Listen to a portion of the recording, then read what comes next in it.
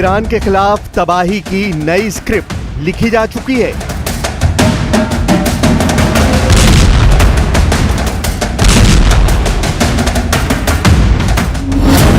क्या खामनेई के खिलाफ सबसे बड़ा प्लान तैयार हो चुका है?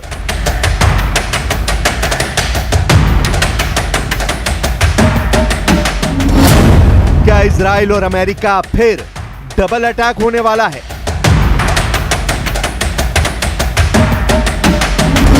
क्या है इजराइल के चीफ ऑफ स्टाफ की चेतावनी की कहानी?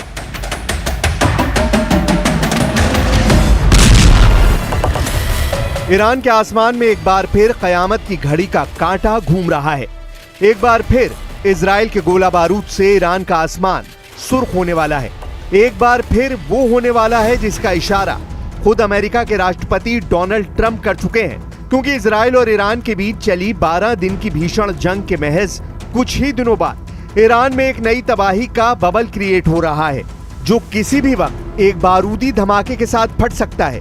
क्योंकि ईरान पर अमेरिकी राष्ट्रपति के बयान के कुछ ही घंटों बाद इजराइल के चीफ ऑफ स्टाफ की तरफ से साफ कहा गया है कि ईरान के खिलाफ जंग अभी पूरी तरह खत्म नहीं हुई है। यानी ईरान के खिलाफ सेकेंड राउंड के वॉर के लिए इजराइल पूरी तरह तैयार बैठा है।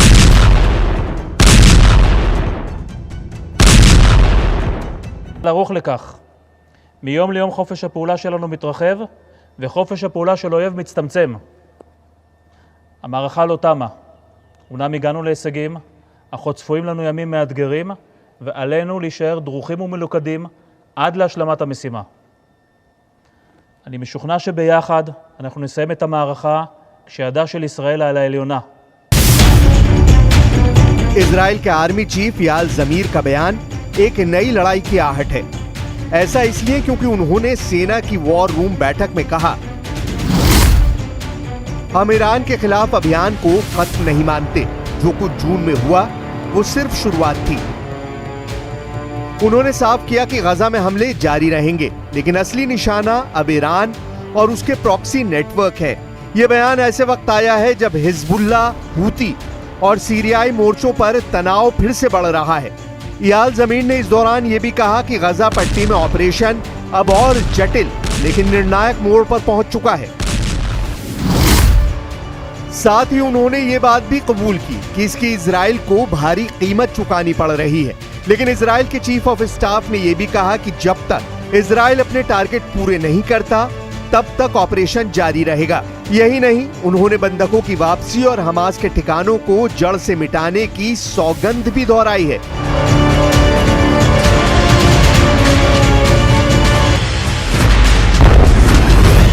Rising Lion will be remembered in history as one of Israel's most daring and successful operations, a defining moment for Israel, the Jewish people, and the world. The IDF will continue to defend the people of Israel and ensure the safety of our state and our future.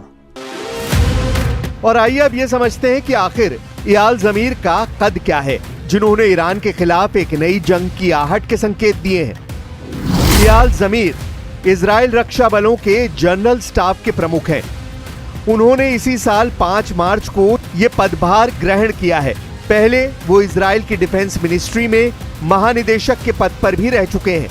2018 से 2021 के बीच वो सेना की दक्षिणी command के commander और deputy chief of staff भी रह चुके हैं।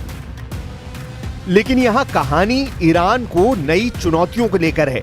वो चुनौतियां जिसके बारे में पहले डोनाल्ड ट्रंप और अब इजराइल के चीफ ऑफ स्टाफ बयान दे रहे हैं। महज कुछ घंटों के अंतराल पर आए ये बयान बता रहे हैं कि ईरान को लेकर इजराइल और अमेरिका के बीच जरूर कोई नया प्लान तैयार हो चुका है। ऐसा प्लान जिसका ग्रीन सिग्नल किसी भी वक्त व्हाइट हाउस से दिया जा सकता है। अगर जरूरत पड़ी तो ईरान पर दोबारा हमला होगा। लेकिन सवाल यह है कि आखिर ईरान के खिलाफ इजराइल और अमेरिका की तरफ से ये बयान क्यों आ रहे हैं? क्यों दोबारा पश्चिम एशिया को नई जंग की आग में झोंकने की तैयारी चल रही है? क्यों ईरान को लेकर बार बार धमकाने वाली बयानबाजी की जा रही है? इसे समझने के लिए आपको ईरान की उस जिद की क्रोनोलॉजी को समझना होगा जिस पर ईरान अड़ा हुआ है। न्यूक्लियर एनरिचमेंट वाली जिद। परमाणु ठिकानों को पहले की तरह बनाने की जिद और सबसे अहम खामनेई के सरेंडर ना करने की जिद। और इसी जिद का ईरान के विदेश मंत्री अब्बास अराक्ची भी कुछ घंटों पहले ही ऐलान कर चुके हैं, जिसमें वो भले ही पहली बार न्यूक्लियर प्रोग्राम को हुए नुकसान की बात कबूल कर रहे हैं, लेकिन ये भी कह रहे हैं कि ये अब ईरान के लिए सिर्फ तकनीक की रक्षा का मुद्दा नहीं, बल्कि ईरान के लिए राष्ट्रीय सम्मान का मुद्दा है।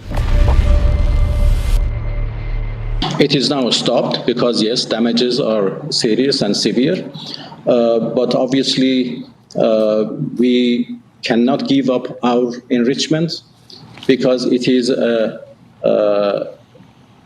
an achievement of our own scientists, and now more than that, it is a question of national pride. Abbas Araghchi के इसी बयान के बाद अमेरिकी राष्ट्रपति डोनाल्ड ट्रंप ने social media handle truth social पर लिखा था कि जरूरत पड़ी तो ईरान के खिलाफ फिर हमला किया जाएगा।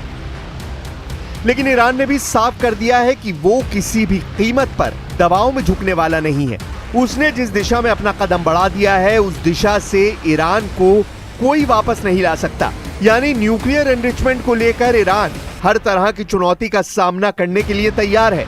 अब्बास अराक्ची का वो बयान सुनिए जो इस बात की ओर साफ इशारा कर रहा है कि पश्चिम एशिया में एक नया बारूदी बवंडर उठने वाला है।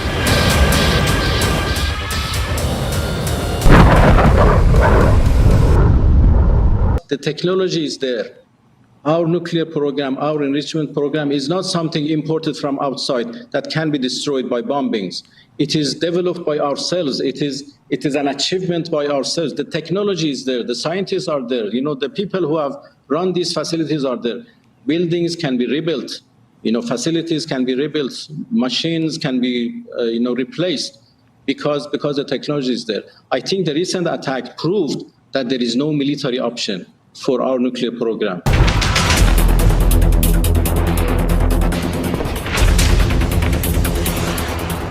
ईरान ये भी जानता है कि उसे अपनी जिद की कितनी भारी कीमत चुकानी पड़ सकती है। यही वजह है कि ईरान के विदेश मंत्री बीच का रास्ता निकालने की भी बात कर रहे हैं। वो ये भी कह रहे हैं कि भले ही ईरान न्यूक्लियर संवर्धन की ओर अपने कदम बढ़ा रहा है, लेकिन उसका मकसद सिर्फ शांति के लिए है। ईरान कभी परमाणु हथियार बनाने की दिशा में कदम नहीं बढ़ाएगा, लेकिन बदले में ईरान पर लगे प्रतिबंध हटाने होंगे। Coming for a win-win solution, I am ready to engage with them.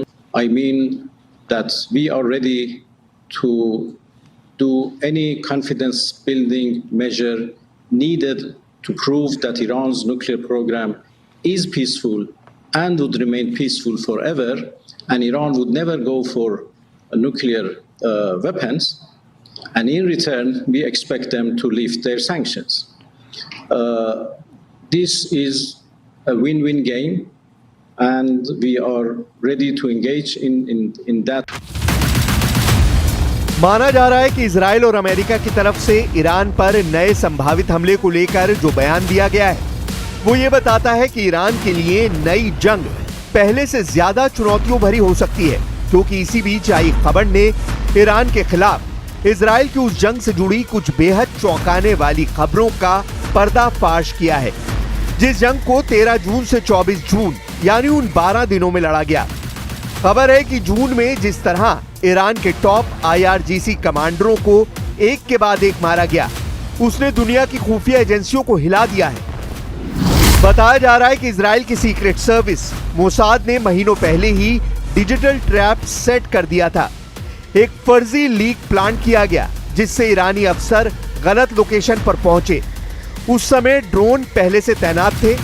साथ ही इजरायली AI सिस्टम ने ईरानी मोबाइल डेटा और कम्युनिकेशन पैटर्न को डिकोड कर लिया था। सब कुछ इतने परफेक्शन से हुआ कि टारगेट बंकर में हो या कार में, एक क्लिक पर दुश्मन को खत्म किया गया। जानकारी के मुताबिक मोसाद ने इस ऑपरेशन में जो सबसे खतरनाक तकनीक इस्तेमाल की, उसे डिजिटल DNA कहा गया। इसका मतलब था ईरानी कमांडरों की डिजिटल आदतों, मूवमेंट पैटर्न और नेटवर्क ट्रैफिक का साइबर क्लोन बनाना। ये AI और डेटा एनालिटिक्स का एक ऐसा घातक मिश्रण था जिससे मोसाद को पहले से पता था कि किस अफसर का मोबाइल कहां एक्टिव होगा, किस रूट पर कौन सी गाड़ी चलेगी। इसके बाद बस ड्रोन ने अपना काम किया, बिना इंसानी रिस्क टारगेट को तबाह किया गया। 13 जून को इजराइल ने अपना सबसे बड़ा हवाई हमला किया, ऑपरेशन राइजिंग लायन। एक साथ 200 फाइटर जेट्स ने ईरान के 100 से ज्यादा टारगेट्स पर हमला किया। 5 वेव्स में करीब 330 बम गिराए गए। टारगेट थे nuclear labs, ballistic missile sites, command centre और कम्युनिकेशन हब। साथ ही मोसाद के ड्रोन पहले ही एयर डिफेंस सिस्टम को अंधा कर चुके थे। ईरान की राजधानी तेहरान में भी कई बंकर बेस तबाह किए गए। यह पूरा हमला सिर्फ 90 मिनट चला, लेकिन इस हमले में ईरान की सैन्य कमान की रीढ़ टूट गई।